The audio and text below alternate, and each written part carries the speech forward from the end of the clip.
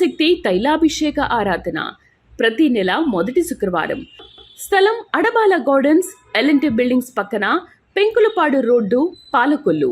ప్రార్థనా శక్తి తైలాభిషేక ఆరాధన ఏప్రిల్ 5 శనివారం. మొదటి ఆరాధన ఉదయం 7 గంటలకు, రెండవ ఆరాధన ఉదయం 10 గంటల నుండి.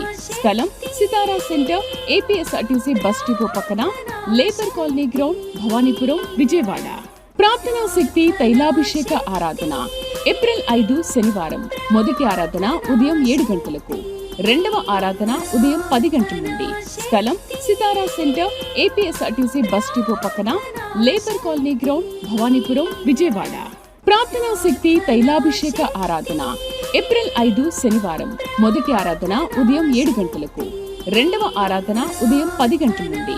స్థలం సితారా సెంటర్, ఏపీఎస్ఆర్టీసీ బస్ డిపో పక్కన, labour colony ground, Bhavanipuram, Vijayawada. ప్రార్థనా శక్తి తైలాభిషేక ఆరాధన ఏప్రిల్ 6 ఆదివారం. సమయం సాయంత్రం 5:30 స్థలం NRC garden, Moosapet, pillar number 842, Kukatpally. ప్రార్థనా శక్తి తైలాభిషేక ఆరాధన ప్రతి నెల 2వ బుధవారం. సమయం ఉదయం 9 గంటల నుండి. స్థలం airport road, quarry market, Renuka apartment దగ్గర, రాజమండ్రి. ప్రార్థనా శక్తి తైలాభిషేక ఆరాధన ప్రతి నెల 2వ గురువారం. సమయం ఉదయం 10 గంటల నుండి. స్థలం సుబ్బలక్ష్మి కళ్యాణ మండపం, railway new colony, Sri Kanya theatre, Visakhapatnam. ప్రార్థనా శక్తి తైలాభిషేక ఆరాధన ప్రతి నెల 2వ శుక్రవారం. సమయం ఉదయం 10 గంటల నుండి. స్థలం కాపు కళ్యాణ మండపం, ఎన్ఎఫ్సిఎల్ రోడ్, ఆర్టీఓ ఆఫీస్ పక్కన, ఆర్ఆర్ నగర్, కాకినాడ. యేసయ్య నామములో మీకు వందనాలు తెలియపరుస్తూ ఉన్నాను. ఈ దినము కొరకు దేవుడు సిద్ధపరిచిన వాగ్దానాన్ని మనం స్వాధీనపరచుకుందాం. వాక్యాన్ని నోట్ చేసుకోండి, స్లోగా చెప్తున్నాను. లూకాసు వార్త 21వ అధ్యాయము 28వ వచనం. 28వ వచనం మనం ధ్యానం చేసుకుందాం. ఇవి జరగనారంభించినప్పుడు మీరు ధైర్యము తెచ్చుకుని మీ తలలెత్తుకునడి, మీ విడుదల సమీపించుచున్నదనెను. నువ్వు చాలా ప్రార్థన చేస్తున్నావు కదా, ఏంటి ప్రభా నాతో మాట్లాడు, ఒక్క మాట ఈరోజు వాగ్దానం అయితే నాకే రావాలి అని అడుగుతున్నావు కదా. అందుకు దేవుడు ఈరోజు నీకే ఇస్తున్న వాగ్దానము, నీకు విడుదల సమీపించబడింది అని చెప్పారు. ఆయన విడుదల వచ్చింది అంతే. నమ్ముతున్నావా? అద్భుతమైన ఆశీర్వాదాన్ని నువ్వు చూడబోతున్నావు. నాకు ఈ చెర ఎప్పుడు విడుదలవుతుంది, ఈ సమస్య నాకు ఎప్పుడు పోతుంది, అసలు ఈ విషయం గురించి నేను మర్చిపోవాలంతే, ఇంకా అంతగా నన్ను బ్లెస్ చేయ ప్రభు, నాకు విడుదల ఇవ్వ, నేను తట్టుకోలేకపోతున్నాను ఈ కష్టం శ్రమ అని అనుకుంటున్నావు కదా. నువ్వు దేని విషయంలో ఆ డెలివరెన్సీ, ఆ విడుదల, బహుశా అప్పులా, లేకపోతే అనారోగ్యమో, లేకపోతే ఏదైనా కొరత, లేకపోతే ఏదైనా రెస్పాన్సిబిలిటీ ఎక్కువైపోయింది, నా వల్ల కాదు వీళ్ళని చూడటం, అది రకరకాలుగా అనుకుంటున్నావేమో. నువ్వు ఏది విడుదల కావాలని కోరుకుంటున్నావో ఈరోజు పరిశుద్ధాత్ముడు నీతో మాట్లాడుతున్న గొప్ప మాట ఏంటంటే, పరిశుద్ధాత్మ శక్తి నీకు ఇస్తున్నటువంటి గొప్ప ఆదరణ మాట ఏంటంటే, నీకు విడుదల సమీపించిందనెను ప్రభు వారు చెప్పారు. అందుకనే మీ తలలెత్తుకునుడి. తలదించుకున్నావు కదా ఎంతవరకు విడుదల లేక, విడుదల ప్రకటిస్తున్నాడు ఆయన.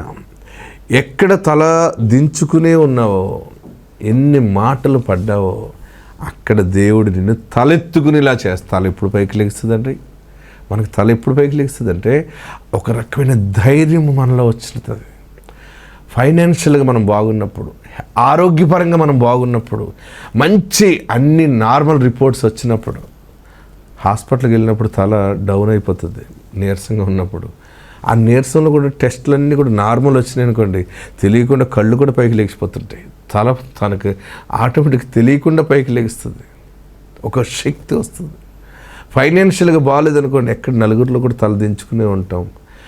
ఫైనాన్షియల్గా బాగున్నప్పుడు, గోల్డ్ నువ్వు తెచ్చుకున్నప్పుడు, అన్నీ నీకు సమృద్ధిగా ఉన్నప్పుడు మెడ కిందకి దిగుతుందా? తల పైకి లేస్తుంది. అంటే కొన్ని విషయాలు ఈ తల పైకి లెగటం ఒక రకంగా ఉంటుంది, కానీ నీ స్థితి అన్ని విషయాల్లో దీవెనకరమైన సాక్షిగా నువ్వు ఎత్తబడతావు. విడుదల సమీపించిందనెను. దేవుడు గొప్ప విడుదల నీకు ఇచ్చాడు. ఇక నువ్వు ఆ కష్టములో, శ్రమలో ఉండవు, దేవుని కార్యాన్ని నువ్వు చూస్తావు. పరిశుద్ధాత్ముడు నీకు తోడుండును గాక. God bless you. గత కాలం అంతా దేవుడు మనల్ని తన రెక్కల చాటును భద్రపరుచుకున్నాడు. మరి మనం ప్రార్థన చేసిన రీతిగా దేవుడు ఎన్నో గొప్ప కార్యాలు, ఆశ్చర్యమైన కార్యాలు ప్రభు జరిగిస్తున్నారు. పిల్లలు లేని వారి గురించి ప్రార్థన చేసిన రీతిగా దేవుడు 7,000 మందికి పైగా గర్భఫలాలు ఇచ్చాడు. గట్టిగా చప్పట్లు కొట్టి ప్రభుని స్తుతించారు. ఒక సహోదరికి పెండ్లైన 7 సంవత్సరాలకి గర్భఫలం వచ్చింది. వారికి ఎట్లా జరిగిందంటే IVF చేయించుకోవాలని డాక్టర్ని అడిగారు. డాక్టర్ దగ్గరికి వెళ్ళినప్పుడు వారు డాక్టర్ ఏం చెప్పారంటే IVF చేయించుకోవాలి, మీకు పిల్లలు పుట్టే అవకాశం లేదు, కంపల్సరీగా చేయించుకోవాలి, సహజంగా మీకు పిల్లలు పుట్టరు అని చెప్పాడు. వారు భయం వేసి ఏడుస్తూ మన ప్రార్థనా శక్తి ఆరాధనకి సికింద్రాబాద్లో జరుగుతున్న చర్చికి వచ్చారు. దైవజనుడా మాకు పిల్లలు పుట్టరంటేనే ఎక్కెక్కుబడి ఏడుస్తూ ఉంది. నేనన్నా నీకు పిల్లలు పుట్టరని ఎవరన్నారన్నాను. డాక్టర్ గారు చెప్పారు, నీకు పిల్లలు పుట్టాలంటే IVF చేయించుకోవాలి, దానికి ఎంత ఖర్చు అవుతుందని చెప్పింది.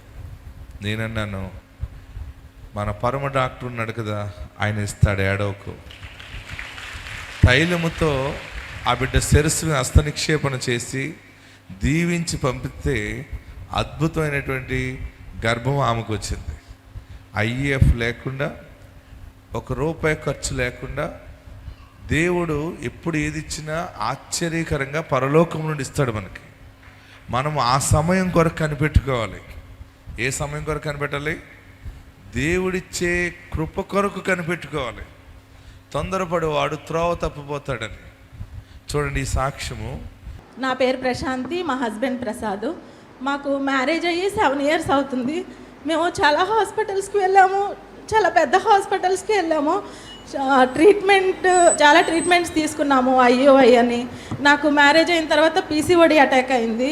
మీకు PCOD ఉంది, సో మీరు IUI చేయించుకోవాలి అంటే చేయించుకున్నాము. చాలా మనీ ఖర్చు పెట్టాము, కానీ మాకు ఎక్కడ సక్సెస్ అవ్వలేదు. 7 yearsలో మేము చాలా హాస్పిటల్స్ తిరిగాము.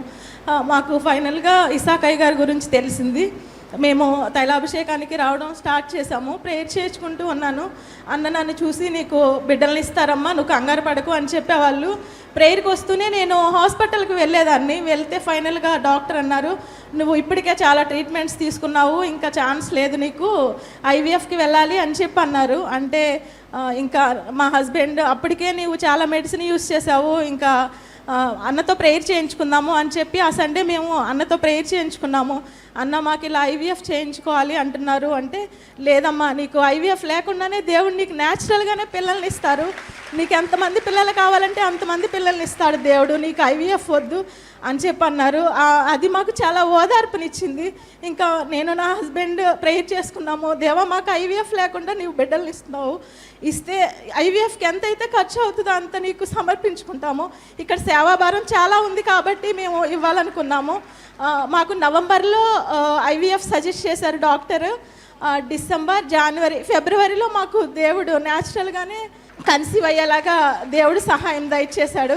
దేవుడు మా కుటుంబంలో ఎంత గొప్ప కార్యం చేశాడు. దేవునికి స్తోత్రము. సాతానుడు సిగ్గుపడిపోయి మన దగ్గర ఉండడు ఇలాంటి సాక్ష్యాలు ఏంటంటే. ఆమేన్, హల్లెలూయా. ప్రియులరా, అమ్మాయిని నేను ఒకటి అడిగాను, డాక్టరు పిల్లలు పుట్టరు అండి ఇలా చేయించుకోవాలన్నారంటే, అవన్నీ వదిలేసాయి, దేవుడు ఇస్తాడు, నీకు ఎంతమందిని కంటావో చెప్పన్నాను. ఏమన్నాను? అలాగంటామని మామూలు విషయం అనుకుంటున్నారా? అలాగన్నంటేనే షాక్ అయింది. నీకు ఎంతమంది కావాలి పిల్లలు అన్నాను.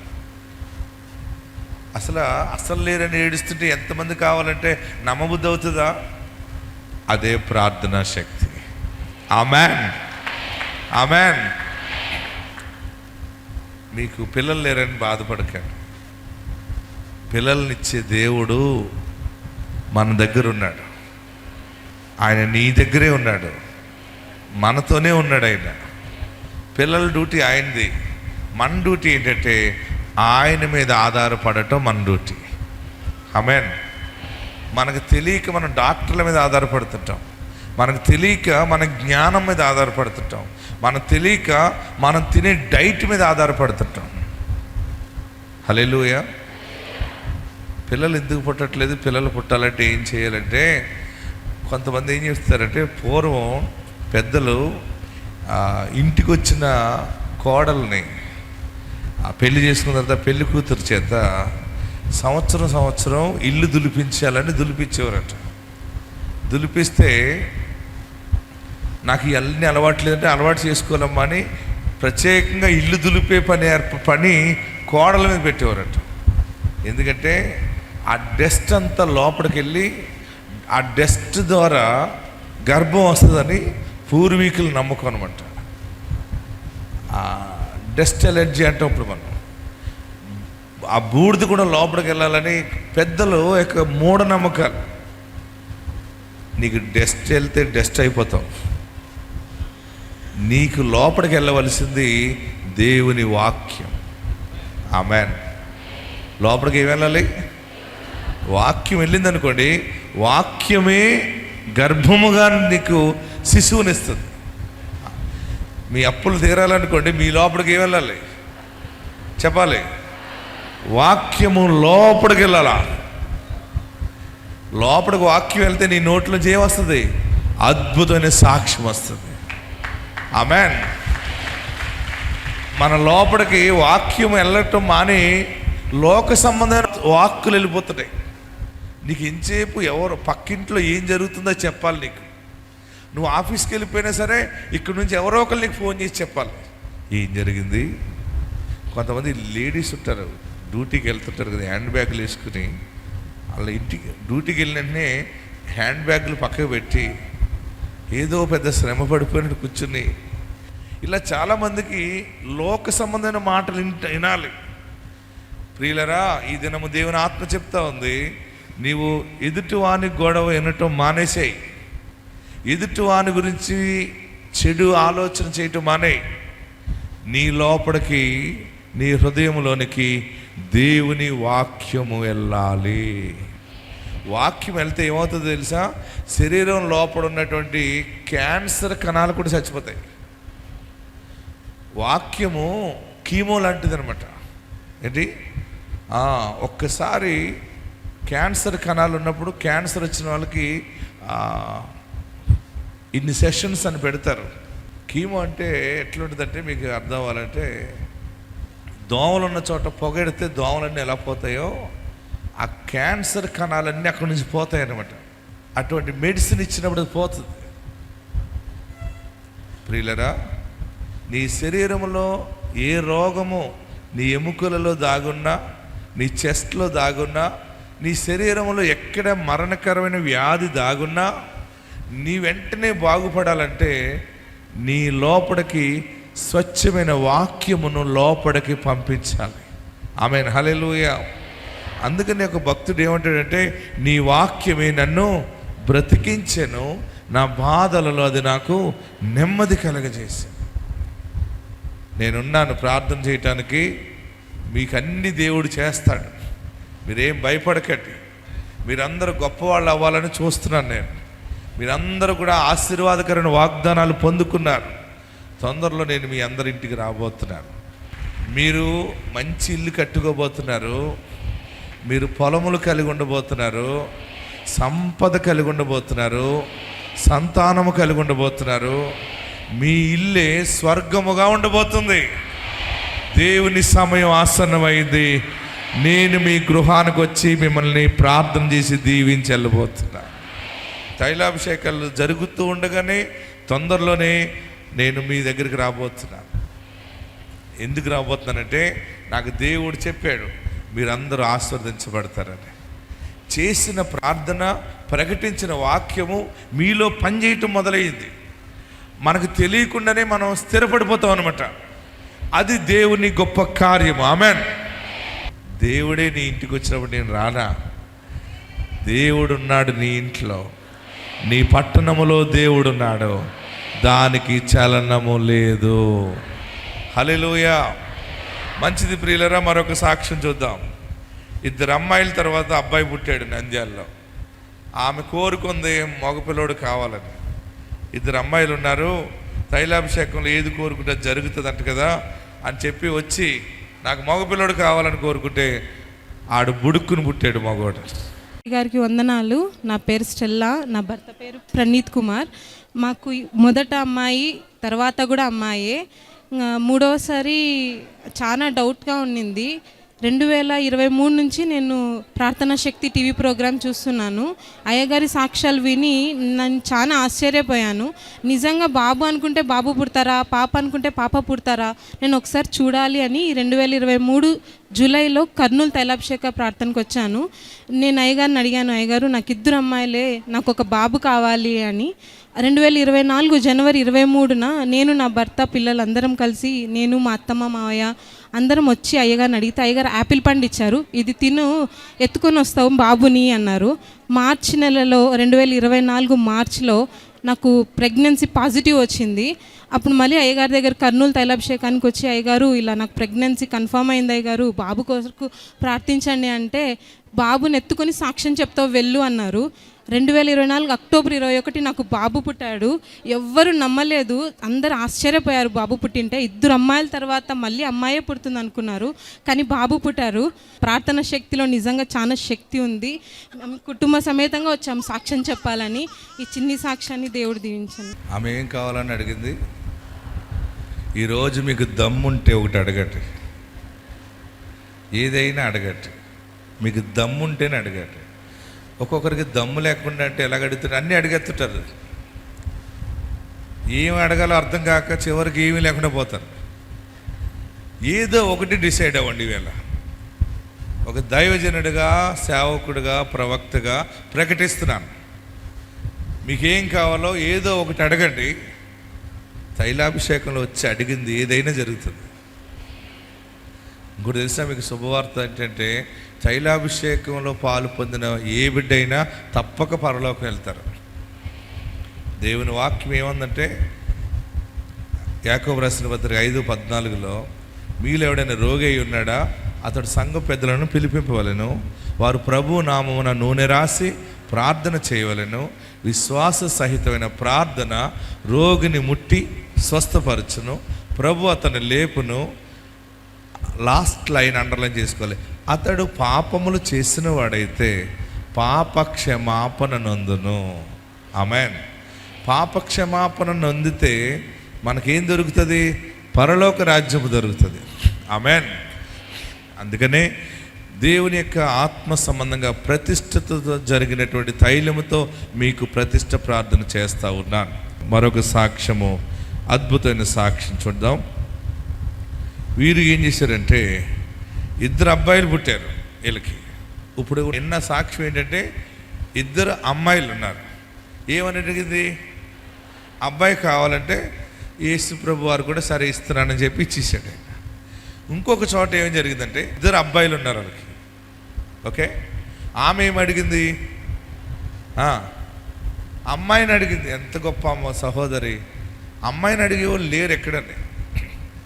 అందరూ మగపిల్లల్ని అడుగుతున్నారు. కానీ ఆమె దేవుని సన్నిధిలో అడిగితే దేవుడు ఆమె ఆ ప్రార్థన ఆలకించి ఆడపిల్లని తయారు చేసి ఇచ్చేసాడు. ఆ సాక్ష్యం ఉందా చూడండి. అశ్ని, వీరు కంకణంపాడు అనే గ్రామం, ఒంగోలు జిల్లా నుండి ఇక్కడ ఒంగోలు తైలాభిషేకానికి వచ్చారు. వారి కుమార్తె మా అత్తమ్మ. దేవుడు తన జీవితంలో కార్యం చేశారు. అది సాక్ష్యంగా పంచుకోవడానికి వారు ఇక్కడ రావడం జరిగింది. తనకి వివాహం జరిగిన తర్వాత 2 అబ్బాయిలు పుట్టారు. మళ్ళీ తను 3వసారి గర్భవతి అయింది. గర్భవతి అయినప్పుడు అందరూ నీకు ఈసారి కూడా మళ్ళీ బాబే పుడతాడు, ముందు 2 బాబులు పుట్టారు కదా అని తన భర్త కూడా చాలా గొడవ పెట్టి అబార్షన్ చేయించేసుకో, నీకు పిల్లలు పుట్టకుండా ఆపరేషన్ చేయించేస్తాను నేను అని తను చాలా ఇబ్బంది పెట్టారు. కానీ 3వ నెలలో తల్లిగారు సికింద్రాబాద్లో జరుగుతున్న ఆరాధనకు వచ్చి దైవజనులతో ప్రార్థన చేయించి ఫలం తెచ్చిచ్చారు. అలానే తను 5వ నెల గర్భవతిగా కూడా ఉన్నప్పుడు ఇక్కడ ఒంగోలు తైలాభిషేకానికి వచ్చి దైవజనులతో ప్రార్థన చేయించుకుంది. 2 బాబులు ఉన్నారు, ముందు నాకు పాప కావాలని దైవజనులు అడిగినప్పుడు దైవజనులు నువ్వు పాపను ఎత్తుకొని వచ్చి సాక్ష్యం చెప్తావని ప్రార్థన చేసి పంపించారు. అదేవిధంగా దేవుడు అద్భుత రీతిగా కార్యం చేశారు. తనకి పాప పుట్టిందని వారు సాక్ష్యం చెప్తూ ఉన్నారు. అలానే వారి ఇంటిలో ఒక బర్రె ఈని తర్వాత పొదుగులో వాపు రావడంతో రక్తం వచ్చి ఆ దూడ చనిపోయింది. తర్వాత బర్రె పాలు ఇవ్వకుండా ఎన్ని ప్రయత్నాలు చేసినా కూడా అది పాలు ఇవ్వకుండా చాలా ఇబ్బంది పెడుతూ ఉంటే వారి ప్రార్థనలోనే దానికి రాసి వారు ప్రార్థన చేసుకున్నప్పుడు దేవుడు అది పాలు ఇవ్వడానికి సహాయం చేశారని, 3 సంవత్సరాల నుంచి పంట సరిగా పండడం లేదు. అప్పుడు వారి ఇక్కడి నుంచి తీసుకొని వెళ్ళిన తైలాభిషేకం నూనె విత్తనాలతో కలిపి వేశారు. పొలంలో అంతా చల్లినప్పుడు దేవుడు అద్భుతమైన పంట ఈ సంవత్సరం ఇచ్చారని, 24 బస్తాలు పంట పండిందని వారు సాక్ష్యం చెప్తున్నారు. ఈ సాక్ష్యం దేవుడు దీవించును గాక. అందరూ చప్పట్లు కొట్టి ప్రభువును స్తుతిద్దాం. ఈమె ఏమి అడిగింది? అమ్మాయిని అడిగింది, ఇచ్చాడా? ముందు ఆమె ఏమడిగింది? మరి ఇచ్చాడా? మరి నువ్వు అడిగితే ఇవ్వడా? అడగండి, ఇప్పుడే అడగండి. కుడి చేయి పైకెత్తి సైలెంట్గా ఎవరికి వినపడకుండా తల పైకెత్తి ఒక్కటే అడగాలి. ఏంటి? ఒక్కటే అడగండి ఈరోజు. నీకు అప్పుడే 5-6 గుర్తొచ్చి ఉంటాయి. 5 ఏది అడగాలి? 3 గుర్తొచ్చినాయి. ఇది అని అడిగితే ఇది అవ్వదేమో. స్ట్రైట్గా పైకెత్తండి, తల పైకెత్తండి, మోహమాటం లేదు, ఒకటే అడగాలి. చెప్పకూడదు, అడగండి. అడిగారా? యేసు నామములో అది ఆమెన్ అనబడును గాక. దించండి. అయ్యో అనవసరంగా ఒకటి అడిగేసాను, అది కాదు ఇంకోటి అడగవలసిందేమో అని అనుకోకండి. ఇంకో దానికి మళ్ళీ ఛాన్స్ ఇస్తాను. ఇప్పుడు ఈరోజు ఒకటే, భర్త రక్షణ, అప్పులు తీరాలా, పిల్లల ఉద్యోగం రావాలా, అన్నీ ఇంపార్టెంటే. పాస్టర్ గారు ఈరోజు ఒకటే అడగమన్నారని అనుకోకండి. ఇంకొక అవకాశం ఇస్తాను. దేవుడు మిమ్మల్ని దీవించును గాక. ఎక్కడున్నవారు అక్కడ లేచి నిలవబడి, యవనస్తులారా మీరు మార్పు చెందుతారా? దేవుడు నీ కొరకు 2 చేతులు చాపి నిన్ను రమ్మని పిలుస్తున్నాడు. ఆయన పాపము నుంచి రా, పులియని రొట్టిగా ఉన్న నిన్ను పులుపులేని రొట్టిగా కొత్త ముద్దగా మారుస్తాడు ఆయన. ఎక్కడున్నవారు అక్కడ లేచి నిలబడి 2 చేతులు ఆకాశం వైపు చాపి, బాబు నాలో పులుపు ఉంది, నేను అందరి ముందు ఒప్పుకోలేకపోతున్నాను, కానీ నా పాపము నాకు తెలుస్తుంది. ఇదా నా శాపము? ఎందుకింత తరవబడుతున్నాను? ఎందుకింత మానసికంగా కృంగిపోతున్నాను అనుకున్నాను. నా పాపము నాకు కనపడుతుందయ్యా, ఇక నేను పాపము చేయను బాబు. ఎక్కడున్నవారు అక్కడే పరిశుద్ధాత్ముడు ప్రత్యేకంగా నీతో మాట్లాడాడు ఈరోజు. చేతులు దించి మీరు మోకరించగలిగితే ఒక్కసారి మోకరించండి. ఎందుకంటే ఈ రోజు నుండే నీ బ్రతుకు మధ్యాహ్న కాల తేజస్సుగా మారబోతా ఉంది. మీకు మోకరించడానికి వీలున్నంత వరకు మోకరించండి. నీ శరీరము సహకరించినా సహకరించకపోయినా మోకరించటానికి ప్రయత్నం చేయి. మనం మోకరించి మన పాపాలన్నీ ఇడిచిపెట్టేద్దాం, పారవేసేద్దాం. నేను మోకరించలేను అనుకుంటే నువ్వు నిలబడే ప్రార్థన చేయి. మోకరించిన నీవు నమస్కరించు, చేతులు జోడించు. నీ పాపము నీకు కనపడుతుంది కదా, నువ్వు వదులుకోలేవా? ఎన్నో సమయాలు నేను వదిలేయాలనుకున్నాను, నేను దూరం అవ్వాలనుకున్నాను, అయినా నేను దూరం కాలేకపోతున్నాను, నా వల్ల కావట్లేదు అని ఏడుస్తున్నావా? వ్యభిచారానికి దూరంగా ఉండలేవా? ఇంకా ఎంతకాలం మోసం చేస్తావు? దొంగతనాలకి ఇంకా దూరం కాలేవా? అబద్ధాలకి దూరం కాలేవా? ఇవన్నీ నీ మీద మనసుని బాధ పెడుతున్నాయి, అందరి ముందు అవమానం చేస్తూ ఉన్నాయి. నమస్కరించండి. ఎన్నోసార్లు ఒప్పుకుని తప్పిపోయావు కదా, మరలా దేవుడు నీకు అవకాశం ఇచ్చాడు. నీ పాపాలకి నువ్వు చనిపోవాలి.